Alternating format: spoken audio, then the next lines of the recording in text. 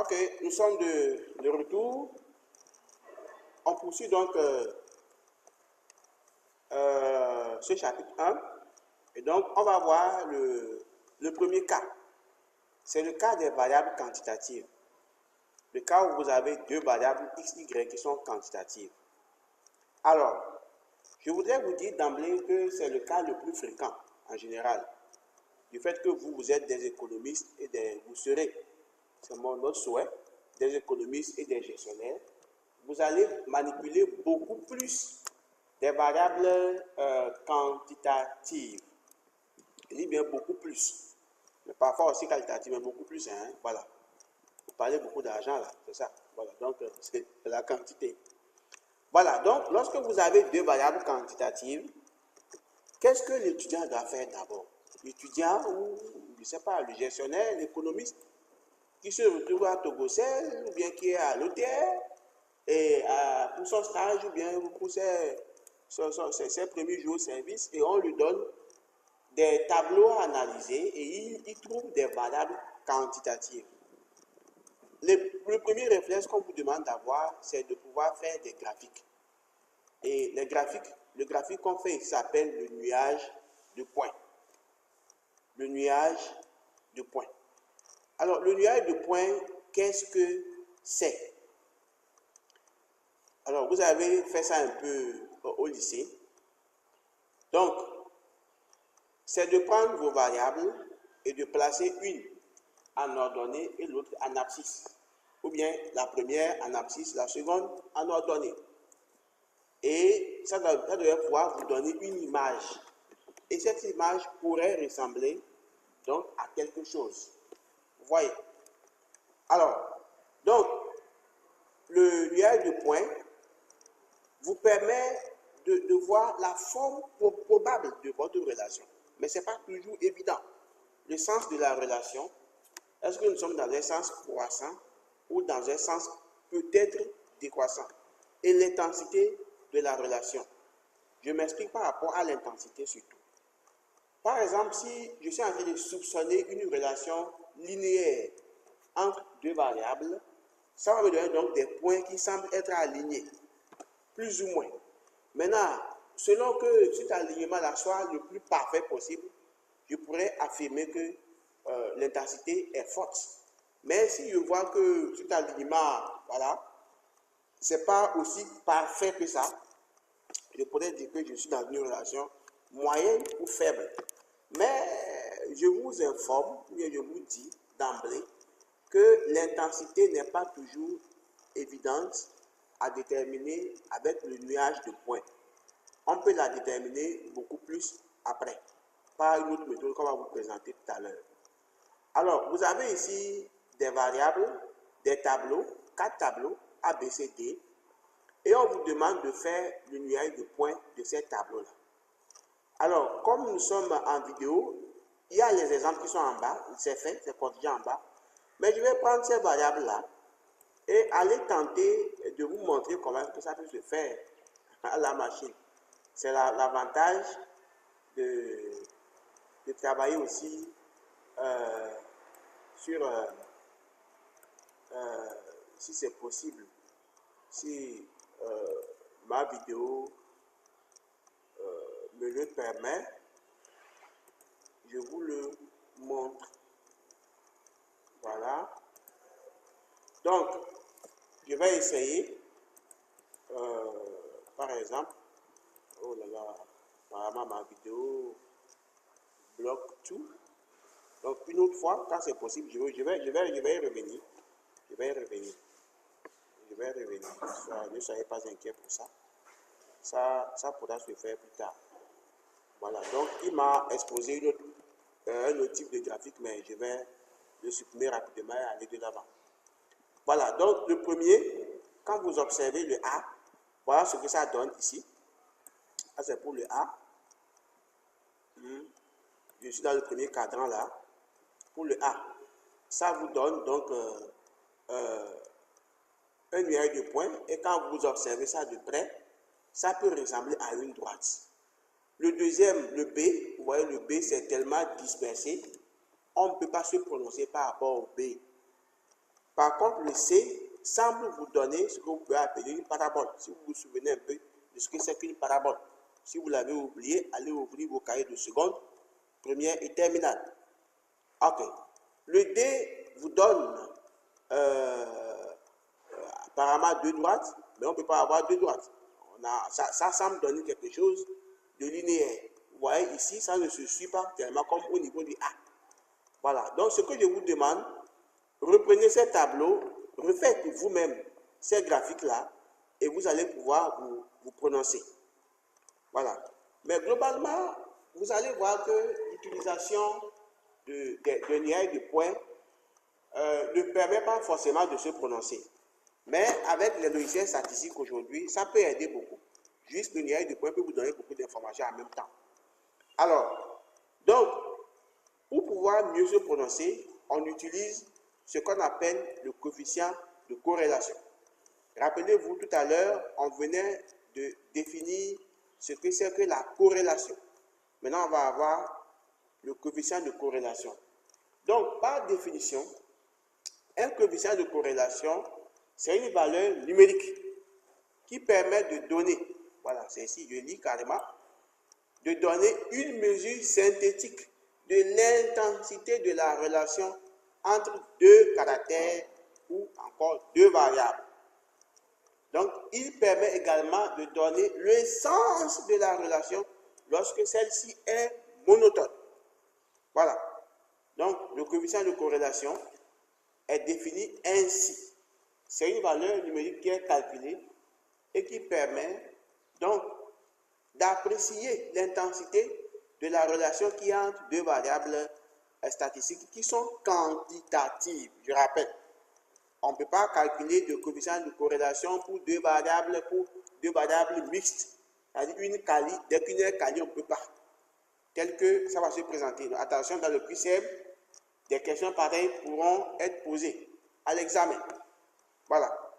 Donc, dans la pratique, nous avons deux types de corrélation. On a plusieurs types de coefficients de corrélation. Mais dans ce cours, on va en exposer deux. À savoir le coefficient de corrélation de Karl Pearson et celui de Spearman. Le coefficient de corrélation de Karl Pearson et le coefficient de corrélation de Spearman. Voilà. Nous allons donc nous arrêter ici pour éviter d'avoir un fichier trop lourd et revenir avec une vidéo sur le coefficient de corrélation de Karl Pearson pour en introduction. Merci.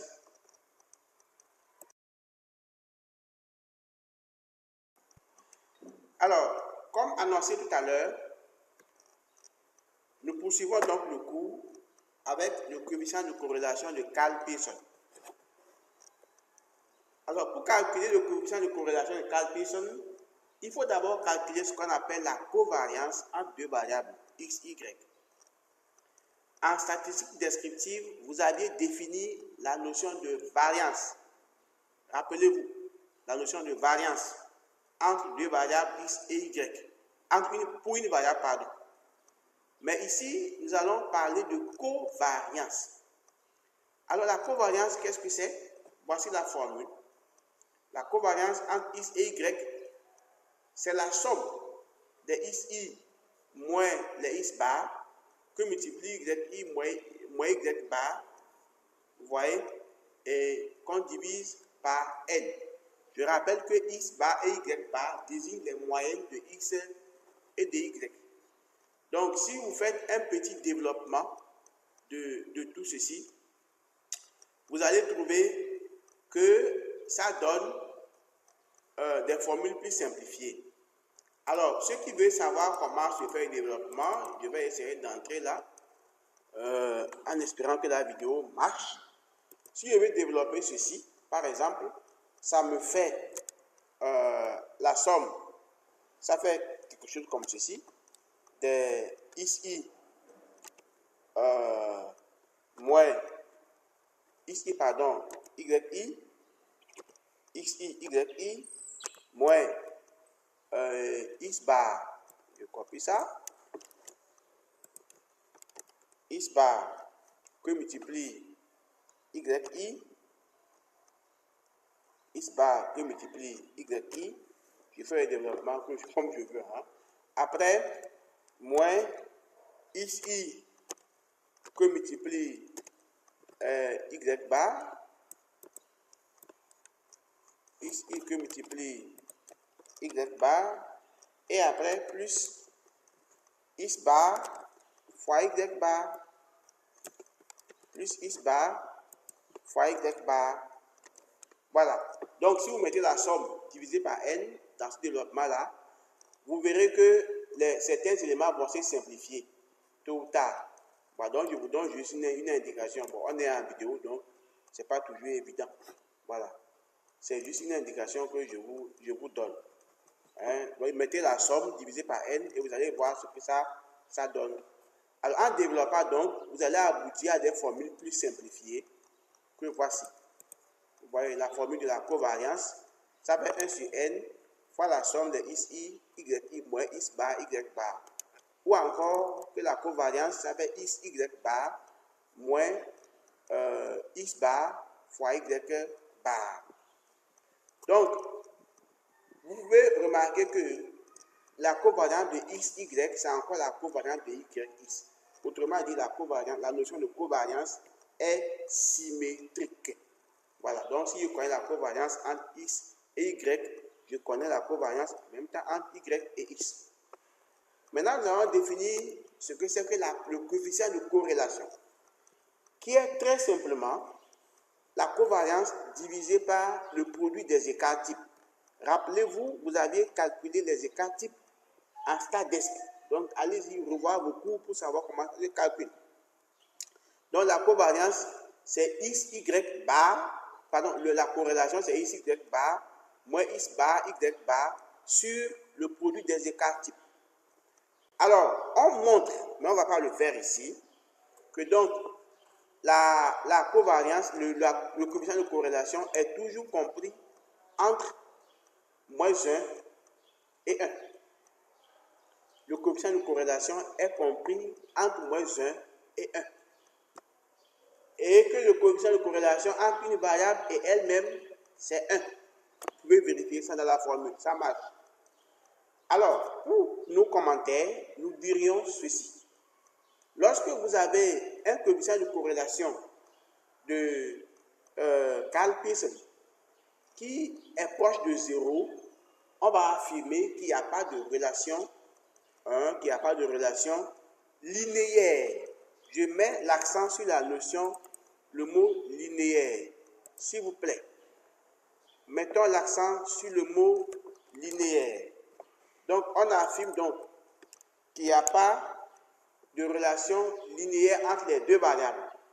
Donc, le coefficient de corrélation de Carl Pearson, la prononciation exacte, l'appellation exacte, c'est le coefficient de corrélation linéaire de Carl Pearson. Ça permet de détecter des relations linéaires entre deux variables. Donc, faites attention. Alors, si vous calculez le coefficient qui est proche de 1, par exemple une valeur comme 0,9, 0,80, on conclut qu'il existe une relation linéaire, vous voyez, une relation linéaire positive. Voilà. Je le mets aussi en jaune, une relation linéaire positive entre les deux variables x et y. Maintenant, si au contraire vous avez des valeurs négatives qui sont proches de moins 1, par exemple moins 0,75, moins 0,92, nous affirmerons qu'on a une relation linéaire plutôt négative entre les deux variables que nous étudions. Alors, avant donc de faire toutes ces affirmations-là, avant de conclure que nous avons une relation linéaire, ou bien qu'on n'a pas de relation linéaire, si cette relation est positive, ou bien si elle est négative, au passage, une relation positive s'appelle aussi une relation croissante. Une relation négative s'appelle aussi une relation décroissante. Donc, avant de faire ces affirmations-là, nous faisons ce qu'on appelle le test de validité. le test de validité, test de validité entre donc pour le coefficient de corrélation. Donc, avant toute interprétation du coefficient de corrélation, on effectue son test de validité. Et pour ce test, on va donc calculer ce qu'on appelle T. T, qui est ceci. T, vous le mettez dans vos supports. Ce qu'on peut appeler par T. On calcule une valeur T qui est égale à la valeur absolue de R fois racine de N que divise 1 moins R carré. Et si T est supérieur à 2,6, alors nous allons d'abord affirmer que la valeur calculée pour T est valide. C'est-à-dire que T est significativement différent de 0 au seuil de 5%, tel que dit dans le test ici. Significativement différent de 0 au seuil de 5%. C'est-à-dire qu'on n'est pas dans le premier cas. Mais lorsque T est inférieur à 2,6, ça veut dire qu'on est dans le premier cas, ce cas-ci. C'est-à-dire que T est nul, R est nul, et donc il n'y a pas de relation. Mais si au contraire, vous trouvez que le T calculé est supérieur à 2,6, ça veut dire qu'on est dans les deux cas que voici. Voilà. Maintenant, selon que le R soit négatif ou positif, on va donc adapter notre interprétation. Voilà. Nous allons passer à une application numérique avec une autre vidéo. Merci. Ok, donc nous allons présenter maintenant la méthode graphique. Donc, la méthode graphique, il y en a plusieurs types. Les méthodes graphiques, vous en avez assez. Il y en a tellement d'ailleurs. Mais ici, nous allons présenter la méthode de Meyer. Donc, certains disent Mayer, d'autres disent Meyer. Ce qui est important, c'est de comprendre la méthode. Après, le bon vous semble. Ok. Alors, donc, la méthode de Meyer, ou encore la méthode de la double moyenne, ou la double médiane. Alors, ou médiane, pardon. Donc, double moyenne, ou la méthode médiane. Alors, ici, nous allons présenter juste la méthode de la double moyenne. La méthode médiane, je vais juste vous expliquer ça à la fin, là, si je me rappelle bien sûr. Au cas où je ne l'explique pas dans la vidéo, n'hésitez pas à me poser la question pour que je réponde. Voilà. Alors, c'est quoi la méthode de Meyer? Pour mieux comprendre la méthode, nous allons commencer par l'exercice qui est là. L'activité numéro 3, qui vous dit de déterminer donc la droite d'équation par la méthode de Meyer pour le tableau de l'activité 2.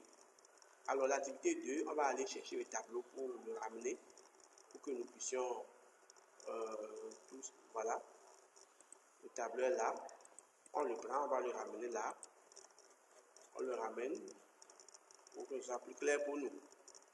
Ok. Donc, notre fameux tableau est de retour. Donc, rappelez-vous que ce tableau portait des données sur des localités. Des localités, à savoir la localité de Cassena. Voilà, si vous vous rappelez bien. Alors, qu'est-ce qu'on nous avait dit? On avait dit que le tableau comporte les données sur 10 ménages de Cassena et les données, c'est le revenu et la consommation des ménages. Première des choses pour déterminer l'équation de la droite, c'est de déterminer d'abord la variable qui est endogène et celle qui est exogène, ou encore la variable dépendante et la variable indépendante, ou encore la variable expliquée et la variable explicative. Pour répondre à ces questions, pour savoir qui explique qui, la question qu'on se pose, c'est qui dépend de qui? Dans notre cas ici, nous sommes en présence donc du revenu et de la consommation des ménages ou bien des étudiants que vous êtes. Ouais. Donc, si on vous demande maintenant entre votre consommation et votre revenu, qui dépend de qui, je crois que si on était dans la vie, on allait essayer des réponses, mais comme c'est un cours à distance, je me sens obligé de répondre moi-même. Je dirais que peut-être probablement votre consommation dépend de votre revenu. Vous voyez, certains d'entre vous, vous m'excusez, se sont plaints, comme quoi ils n'ont pas les moyens pour pouvoir s'acheter les mégas et suivre les cours vidéo. Donc, ça veut dire que vos mégas dépendent des revenus que vous avez. Même si on sait que certains, en principe, peuvent aussi acquérir ces mégas, mais préfèrent faire autre chose avec l'argent. C'est pour plaisanter. OK. Donc, vous voyez bien que dans notre cas ici, votre consommation dépend du revenu que vous avez. Vous voyez. Mais prenons l'exemple d'une entreprise qui fait de la publicité pour avoir et qui a des recettes. Donc, une entreprise peut investir dans la publicité, vous voyez. Je dépense pour la publicité en espérant avoir les meilleures recettes. Si vous vendez de la robe et que vous faites de la pub avec vos robes, je vais parler des étudiantes, vous voyez que vous dépensez des mégas sur WhatsApp et autres pour pouvoir partager des images avec vos amis. Plus peut-être vous partagez ces images, plus vous aurez des clientes et plus vous aurez les moyens, les recettes. Donc, la recette ou bien les recettes d'une entreprise peuvent dépendre de cette dépense publicitaire. Vous voyez. Mais on vient de dire que la consommation dépend de mon revenu. Mais ici, on est en train de vous dire que mon revenu en tant qu'entreprise peut dépendre de mes dépenses publicitaires. Plus j'investis dans la publicité de façon logique, je m'attends à ce que j'ai peut-être beaucoup plus de recettes en fin d'année. Voilà. Ça, c'est la première chose à savoir. Donc, la variable indépendante ici, c'est le revenu. Et la variable dépendante, c'est la consommation. Alors, ensuite, il faut faire ce qu'on appelle le nuage des points. On en avait fait la fois passée. Donc, le nuage des points ici, si vous l'observez, vous verrez que pour ce nuage des points, donnez-moi une seconde que je branche mon ordinateur, s'il vous plaît.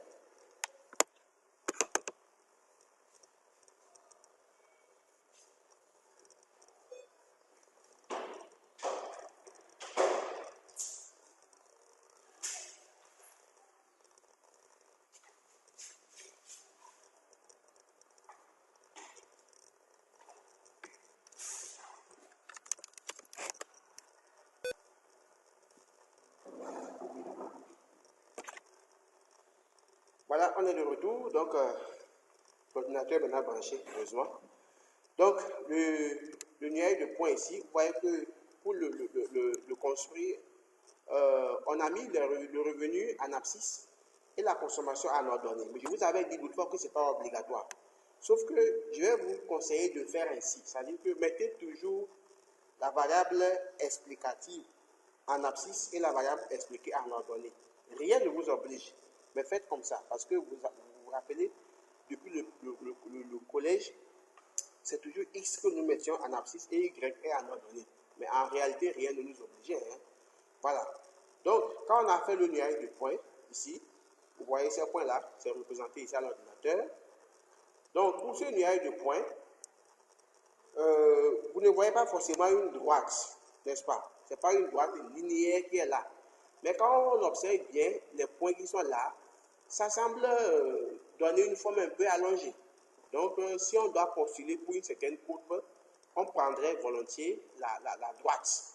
Voilà. Donc, c'est la conclusion qu'on vous a mis ici, que le diagramme de dispersion présente un nuage de points ayant une forme allongée.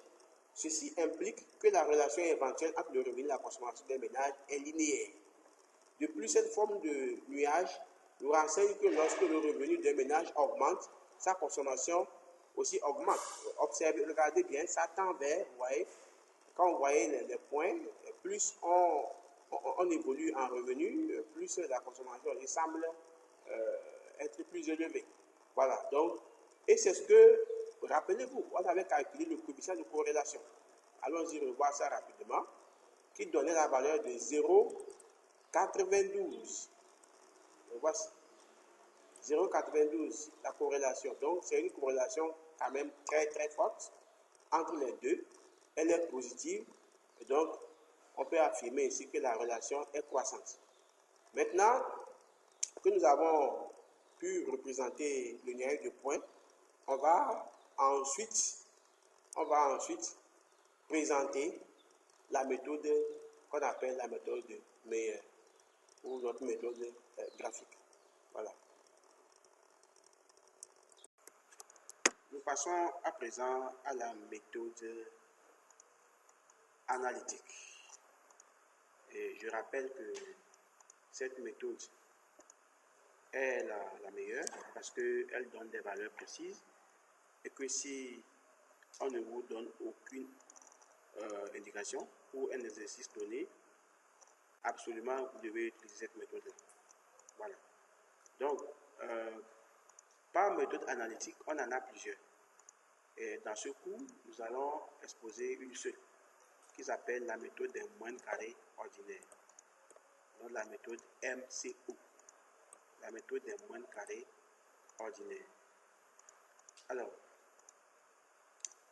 en quoi consiste cette méthode? Comme vous le savez bien maintenant,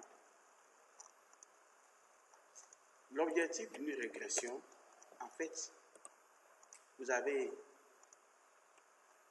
une variable x, une deuxième qui est y, et la variable connue, ou bien la variable indépendante, la variable expliquée qui est x, et la variable dépendante qui est y.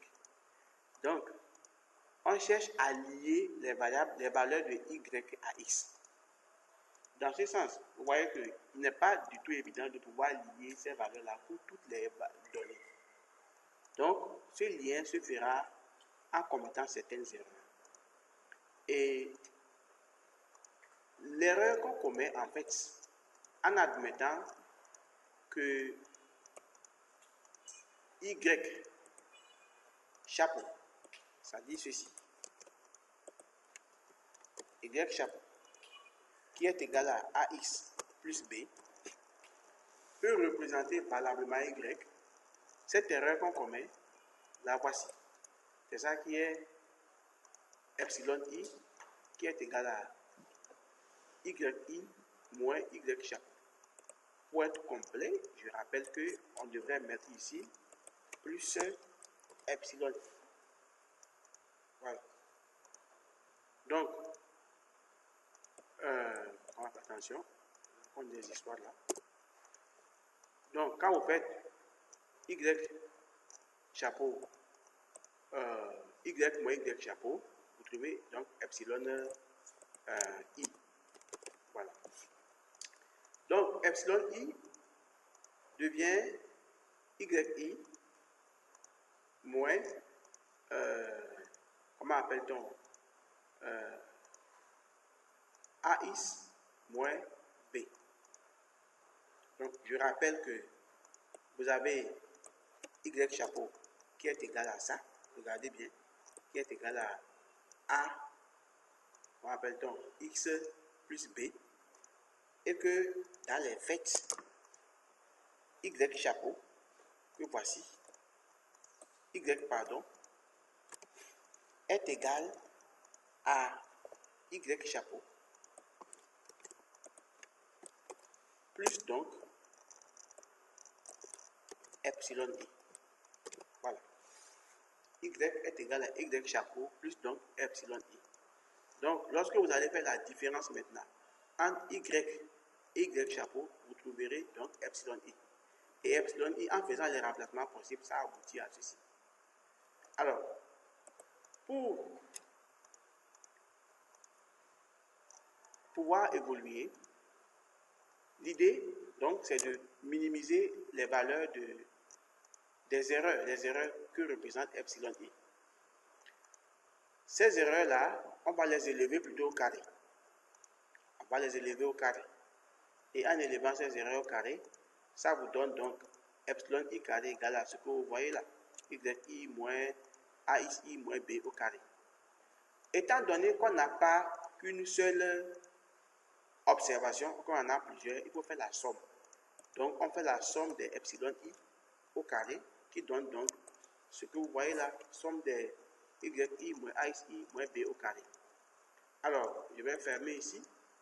L'idée des MCO revient donc à minimiser cette fonction-là, la fonction S, qui est égale à la somme des erreurs au carré. Donc, pour minimiser cette fonction S, qui est dépendante de A et B, et comme vous le savez bien, on va la dériver d'abord. On dérive S par rapport à A, on la dérive par rapport à B, et ça donne des simplifications. Alors, tout ce qui se trouve ici, chers amis, vous n'êtes pas obligés de les lire. Ceux qui veulent mieux se perfectionner peuvent comprendre ce que ça veut dire. Ceux qui veulent juste faire des applications, il n'y a pas de souci. À l'examen, nous n'aurons pas des formules à vous demander. On ne va pas vous demander de faire des démonstrations. Mais on va voir comment est-ce que vous savez appliquer ces éléments-là. Donc, lorsque vous dérivez les fonctions de façon partielle par rapport à A et à B, et que vous annulez ces dérivés-là, ça vous donne un système d'équations à deux inconnus. Et ces inconnus sont A et B. Donc, vous avez une première équation qui est celle-là. Je ne sais pas si, voilà, qui est celle-là. Et celle-ci peut être réécrite sous ce format que voici. Voilà, ce format que voici.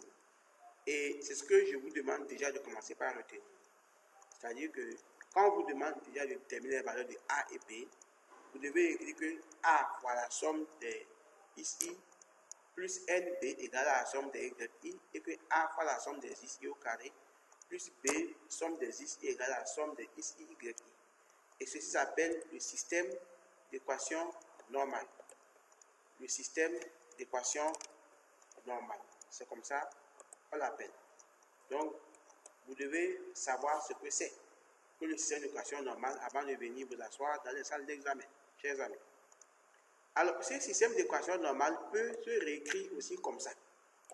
Vous voyez, pour pouvoir aboutir à celui-là, je vais changer de couleur.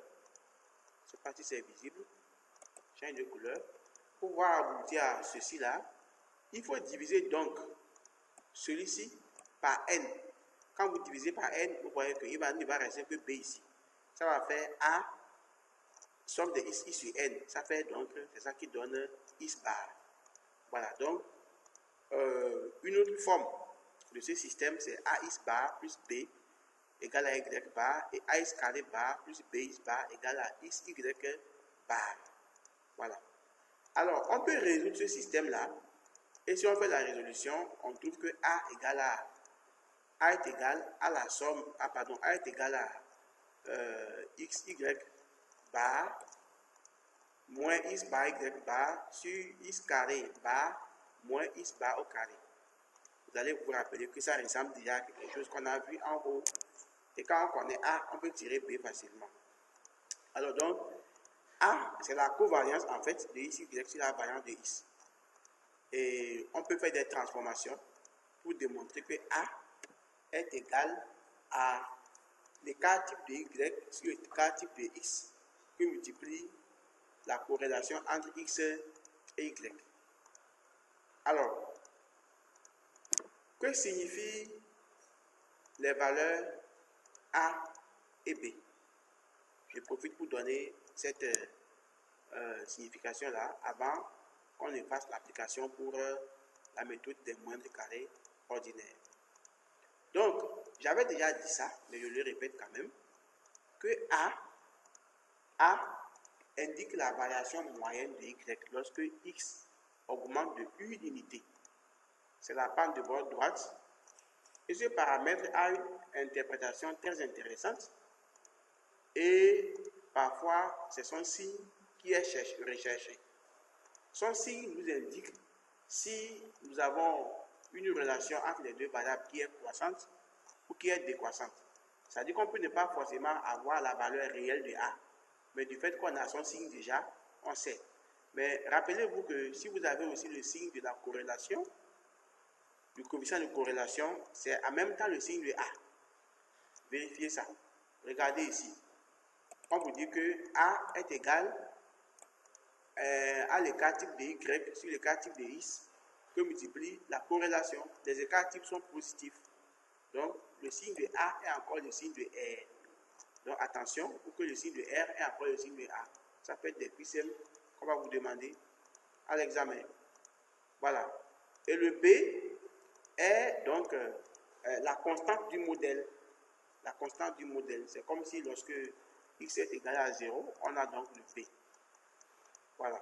Donc, ça c'est présenter la théorie pour obtenir A et B par la méthode. Nous allons maintenant passer à l'application numérique, c'est-à-dire l'exercice pratique pour la détermination de la droite de régression linéaire par la méthode des moyennes carrées ordinaires MCO. Donc, l'activité ou bien l'exercice à traiter ici, c'est l'activité numéro 4 dans votre cours qui vous demande de déterminer la droite de régression linéaire du tableau de l'activité 2, puis de répondre aux questions suivantes. Donc, on va y aller pas à pas. Premièrement, on vous demande de représenter le numérique des points et la droite de régression dans un même repère. Ensuite, il y a d'autres questions. Donc, commençons par la première question. C'est-à-dire, déterminons la droite de régression. Alors, c'est le même tableau, les mêmes données, depuis l'activité numéro 2, les mêmes données. Donc, pour trouver la droite de régression linéaire par la méthode des MCO, voici ce qu'il y a à faire. Premièrement, vous portez les données initiales qu'on vous a fournies. Vous portez donc les données initiales qui vous ont été fournies ici. Voilà. Ensuite, vous calculez R au carré et R fois C. R au carré n'est pas choisi de façon fortuite. R au carré est calculé. Pourquoi c'est R qu'on a choisi? C'est parce que R est, comment dirais-je, la variable indépendante, la variable explicative. C'est pourquoi on a calculé R carré. Donc c'est X carré en fait. Après, vous calculez la somme. Vous calculez la somme de tout le tableau pour chaque colonne. Et donc, on va aller prendre notre équation. Regardez l'équation qui est ici. Je vais vous montrer, pour ceux qui suivent la vidéo, je vous montre d'où elle vient. Vous voyez, je vous ai dit qu'on peut utiliser tantôt l'équation de la somme des AX I ou bien l'équation AX bar plus B. Donc, on a préféré celle-là. Cette équation-là. Donc, il faut la maîtriser. C'est important. On l'a préféré. Et donc, je vais l'insérer quelque part côté là. Je vais l'insérer quelque part à côté. Voilà, c'est cette équation qui a été en réalité utilisée. Celle-là. C'est elle qui a été utilisée. Cette équation qui a été donc utilisée. Et comment on l'a utilisée? Voilà. Donc l'équation là, c'est elle qui a été donc utilisée.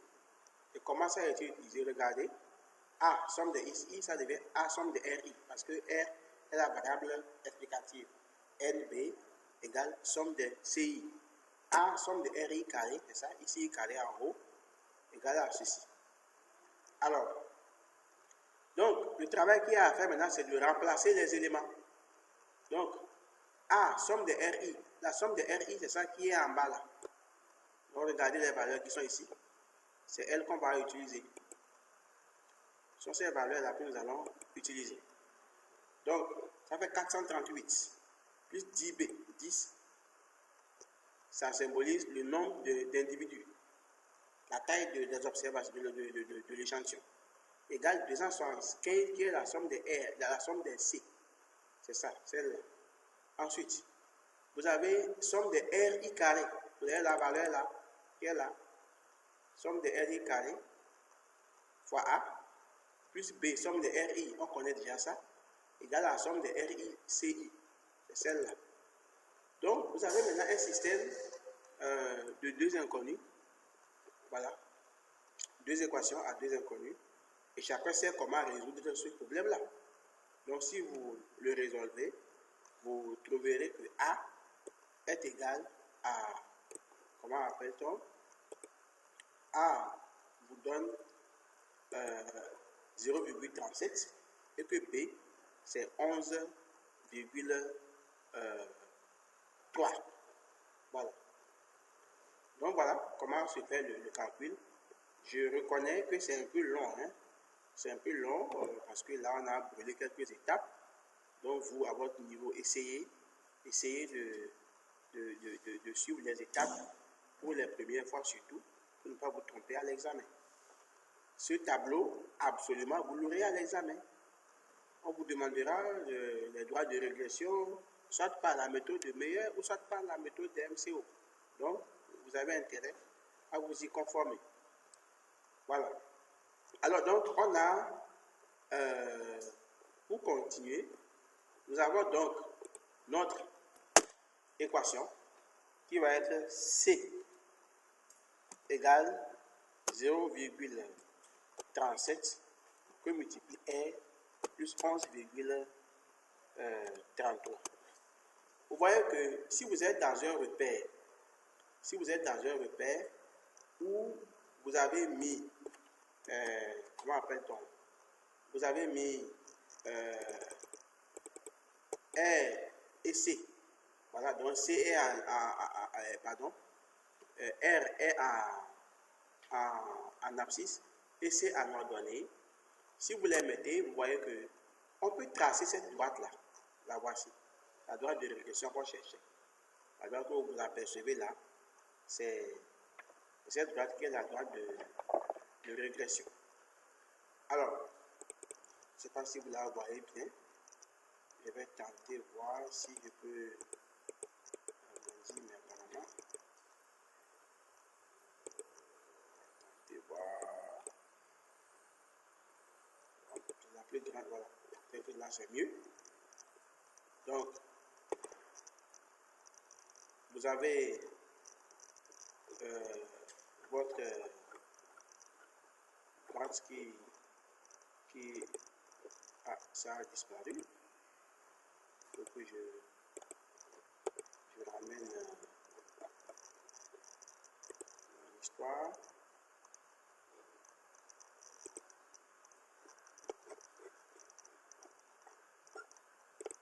Voilà. Ok. Donc, nous avons quelques soucis techniques, mais il n'y a pas de problème. Nous allons essayer de vous montrer comment est-ce que on peut après retrouver cela. Donc, je vais vous laisser ici d'abord pour cette partie-là et après on va répondre donc ensemble aux questions, aux autres questions qui sont posées. C'est-à-dire, je vous laisse assimiler le calcul de A et B par la méthode de MCO et ensuite on revient pour la suite avec, en répondant à ces questions-là, aux questions qui suivent. Voilà, donc je vous remercie beaucoup. À bientôt.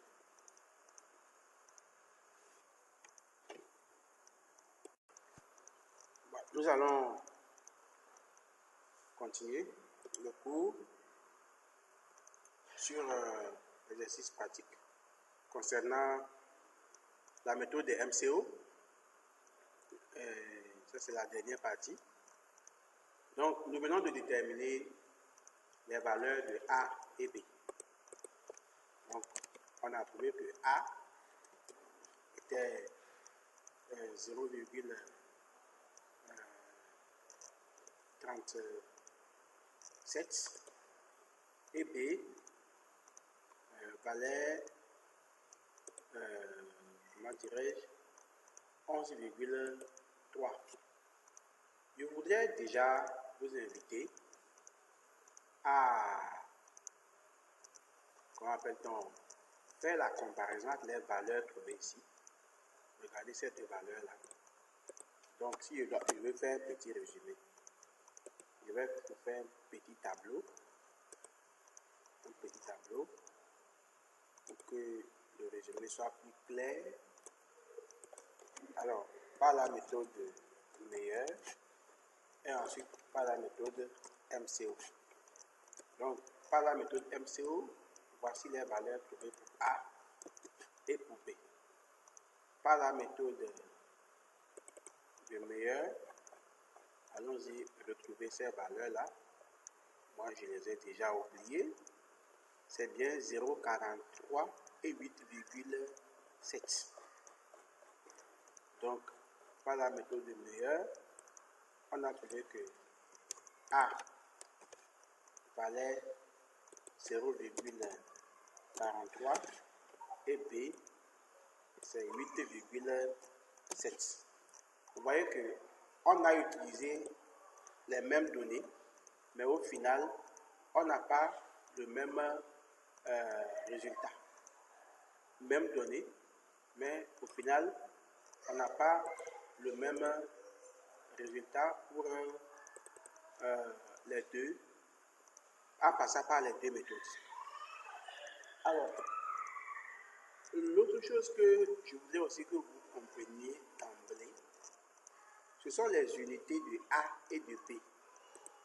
Donc, je vais vous écrire ici que A, c'est bien petit a, hein? A n'a pas d'unité. A n'a pas d'unité. A n'a pas d'unité.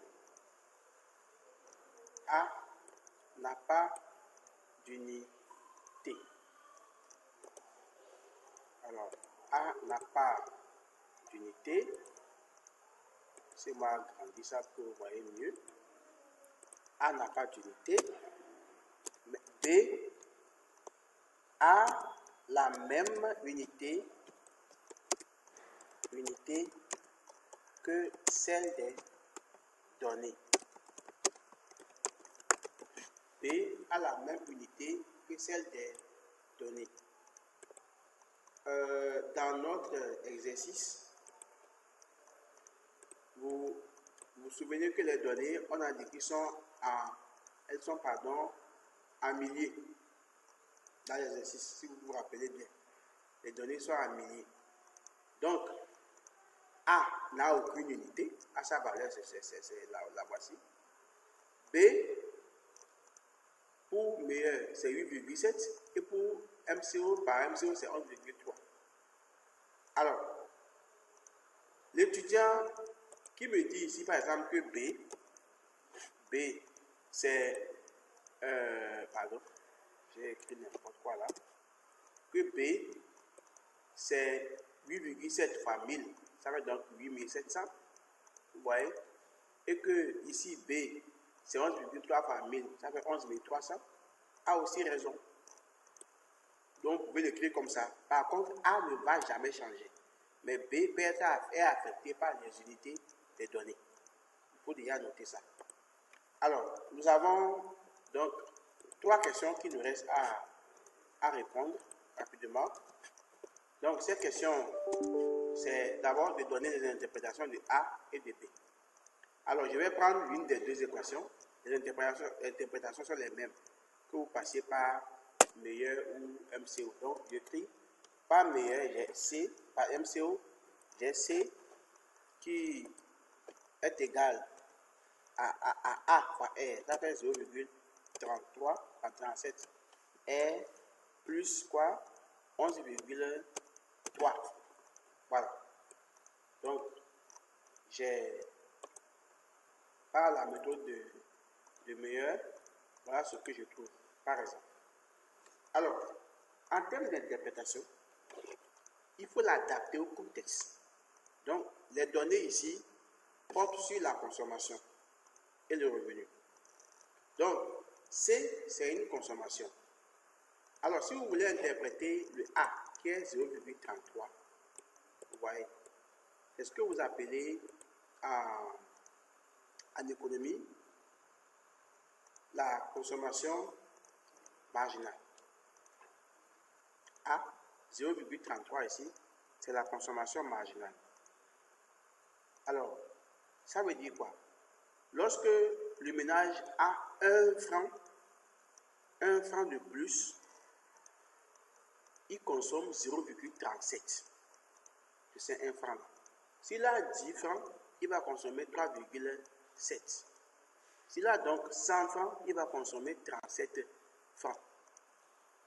Alors, autrement dit, on pourrait conclure ici que la consommation des ménages représente 37% de leur revenu. Donc, A, dans notre cas ici, c'est la consommation marginale. Donc, si un ménage a 1000 francs de plus, il va consommer 0,37 fois 1000. Ça fait 370. Sa consommation va s'augmenter 370.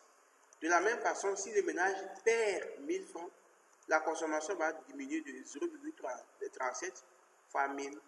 Donc, il va baisser sa consommation de 370. Que signifie B? B, ici, c'est 11,3. B, c'est ce que vous appelez la consommation incompréhensible. C'est-à-dire c'est le minimum vital. Même ceux qui n'ont rien doivent pouvoir dépenser 11,3. Alors 11,3 ici, c'est 11 300. Si nous voulons nous ramener dans nos unités. Donc voilà, consommation incompréhensible, ou bien le minimum vital pour les individus par rapport aux données que nous avons. Alors, pour la question que voici, où on vous demande de trouver la consommation moyenne d'un ménage qui a 52 000 francs CFA. Si vous voulez répondre à cette question, c'est très facile. Il suffit de remplacer R par 62 000. Donc ici, avec 0,37 pardon, fois que multiplie 62 000. Alors, si je veux, mais je peux faire ça plutôt 62 plus 11,3. Ou soit je fais ceci, C égale 0,37 que multiplie 62 000, mais plus 11 300.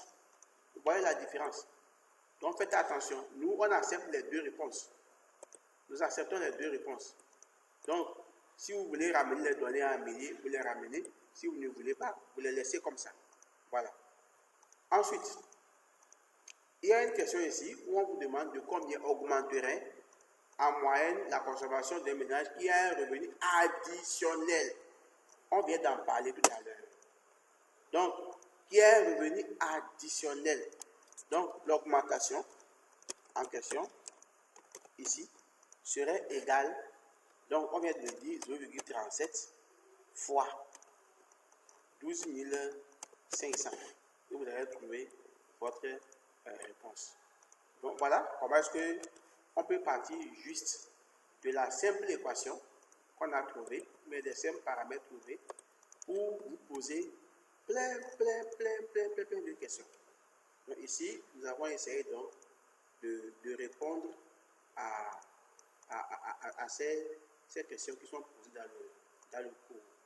Voilà, donc je peux dire que cette partie est ainsi terminée. Nous allons revenir tout à l'heure avec un exemple comme exercice qu'on va vous laisser, que vous allez traiter et vous pouvez partager les réponses, vous répondre à travers le groupe pour qu'on voit si vous avez bien compris ou pas. Et je vous remercie pour votre patience. Alors, nous poursuivons donc la notion du coefficient de corrélation des rangs de Spearman. Avant de continuer, je vais vous donner un peu une interprétation de cette notion-là. Alors, le coefficient de corrélation des rangs de Spearman signifie quoi? Lorsque vous trouvez une valeur élevée pour ce coefficient, vous voyez, ça signifie tout simplement qu'il y a une relation entre les rangs des deux variables. C'est-à-dire que si le rang de xi est élevé, vous voyez, celui de yi serait aussi élevé. Et ça dépend de son signe également. Si le rang de xi est élevé, celui de yi peut être aussi élevé lorsque le signe est positif et que la valeur calculée est assez élevée. Comme dans notre cas, par exemple, où on a trouvé 0,94, ça veut dire que si un individu est premier pour xi, il n'est pas exclu qu'il soit parmi les meilleurs pour yi. Vous voyez, c'est-à-dire si j'ai un revenu élevé, il n'est pas exclu que ma consommation soit également très élevée. Voilà. Donc, Spearman fait un raisonnement un peu contraire. Au lieu de s'attaquer directement aux variables, il va plutôt s'attaquer à leur rang. Donc, pour lui, lorsque déjà il arrive à détecter une relation entre les rangs, c'est tout comme s'il avait automatiquement une certaine relation, une certaine comparaison entre les observations elles-mêmes. Vous voyez, donc c'est ça l'explication de la notion du coefficient de corrélation des rangs de Spearman. Également, si cette valeur-là est négative, vous allez voir que ça veut dire quoi? Lorsque j'ai une valeur élevée pour x, il est fort probable que j'ai plutôt de faibles valeurs pour y. C'est-à-dire que la relation est décroissante. La relation est négative entre les deux variables. Donc, attention, le coefficient de corrélation de Spearman ne permet pas de détecter une relation linéaire entre les deux variables que vous avez à l'étude. Voilà. Alors, vous avez une remarque qui suit là et qui vous dit de faire attention, c'est-à-dire que dans le calcul du coefficient de corrélation de Spearman, qu'il y a un petit danger. C'est-à-dire que je change de couleur, apparemment cette couleur n'est pas la meilleure possible. Pour vous qui suivez la vidéo, prenons une couleur un peu plus sexy pour vous. Voilà. Ok. Donc, on vous dit qu'il peut se poser des problèmes dans le calcul de ce coefficient. Lorsque vous avez des observations qui se répètent, par exemple, vous avez des individus qui ont les mêmes valeurs pour x ou pour y. Dans ce cas, on vous dit que la formule qu'on avait utilisée plus haut n'est plus valable et que la formule à utiliser, la voici. Voilà. La formule que vous voyez là, c'est celle-là maintenant, il faut utiliser. Cette formule-là. Voilà. Je ne vais pas la lire, mais on va l'appliquer. Et que dans cette formule, le TX, c'est la somme des TX au cube moins TX sur 12 et que le TY, c'est la somme des TY au cube moins TY sur 12. On va juste prendre un tableau, vous allez voir que tout ceci est facile. TX, c'est le nombre de répétitions de X et TY, c'est le nombre de répétitions de Y. Prenons ce tableau-là, l'activité numéro 7, ce tableau, l'activité numéro 7. Dans ce tableau, on va procéder comme on l'avait fait plus haut. Donc, nous redressons le tableau. On a nos valeurs initiales qui sont là, les valeurs de l'exercice qui sont là. Très bien. On calcule les rangs de X, tout comme c'était fait là. Les rangs de Y, tout comme c'était fait aussi avant. Attendez qu'on change de couleur pour plus de visibilité. Les rangs de X sont calculés. Les rangs de Y le sont également. Vous voyez, je calcule les rangs de Y. Mais regardez ici. Quand vous regardez pour X, vous voyez, vous avez 1 qui se répète. Vous voyez, 1 et 1 se répètent pour X. Pour X, 1 et 1 se répètent. Ça dit que la valeur 39 s'est répétée. Et s'est répétée combien de fois? je pense la valeur 39 s'est répétée ici et s'est répétée également là. Donc 39 s'est répété, je pense, 3 fois. Voilà. Alors, nous continuons. Donc, ils sont nombreux à être premiers. Si vous continuez, vérifions voir, est-ce qu'il y a encore d'autres éléments qui se sont répétés. La valeur 30, voilà. 30 s'est répété. Ici, changeons de couleur, que vous le voyez aisément. 30, il y en a également ici. Donc, 30 s'est répété, je pense, 3 fois. Si vous voyez également, je pense que 32 l'est aussi. 32 ici, vous voyez. 32 s'est répété là. Et on a encore 32 là. Donc, ces éléments-là perturbent le classement. Donc, faites attention pour ne pas faire des erreurs. Quand vous allez au niveau de Y, vous avez 52 qui s'est aussi répété. 52 s'est répété ici. Donc, je vais les souligner pour qu'on les voit mieux. 52 s'est répété là. 52, je passe apparemment c'est 2 fois. On a également 65 qui se répète. 65 se répète ici. Et voilà, une deuxième valeur là. Ok. Donc, on connaît les valeurs qui sont répétées. Alors, je continue et je calcule les DI, la différence. Je les ai. Après, je fais les DI carrés. J'ai les DI carrés, c'est bon. Je calcule la somme des DI carrés. Les DI carrés. Excusez-moi, c'est ma fille qui est perturbée un peu.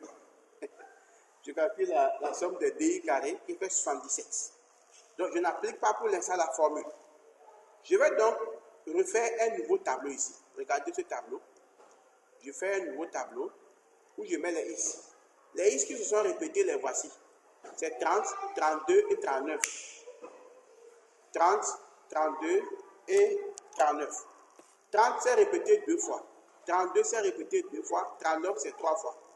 Je vais calculer les TX. Les TX donc c'est 2, 3, voilà, 2, 2, 2 et 3.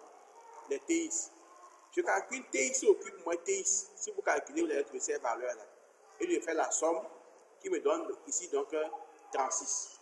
Je fais pareil pour Y. Je calcule les TY au cube moins TY. Je calcule la somme qui me donne là, je pense, 12. Voilà.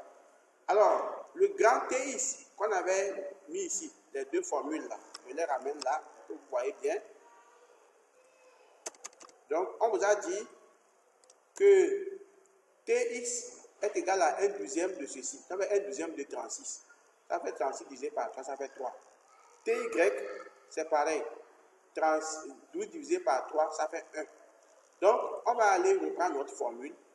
La vraie formule maintenant, celle-là. On reprend cette formule qu'on vient remplacer maintenant ici. Et on la met là. Et on met les... On remplace les valeurs qui vous dit donc que TX rho, ça fait 1 moins 6 fois DI carré qui est 77. Si vous voulez, allons-y. Ça fait donc ici 1 moins 6 facteur de 77 plus 3 plus 1 que divise le 10 au cube là, 10 fois 10, pardon, fois 10 fois 10 moins 10. Voilà. Donc, voilà ce que devient notre formule. Et quand vous calculez, vous trouverez 0,5 ou 0,509. Ça devient une valeur un peu plus faible, une valeur moyenne. Voilà. Pour conclure, vous avez une remarque ici qui vous dit que le coefficient de corrélation de Spearman est en fait un coefficient de corrélation de Pearson entre les rangs des deux variables. Je vais vous laisser l'exercice pour ça, pour que vous le vérifiez. Merci beaucoup. Donc, c'est fini pour le coefficient de corrélation de Spearman.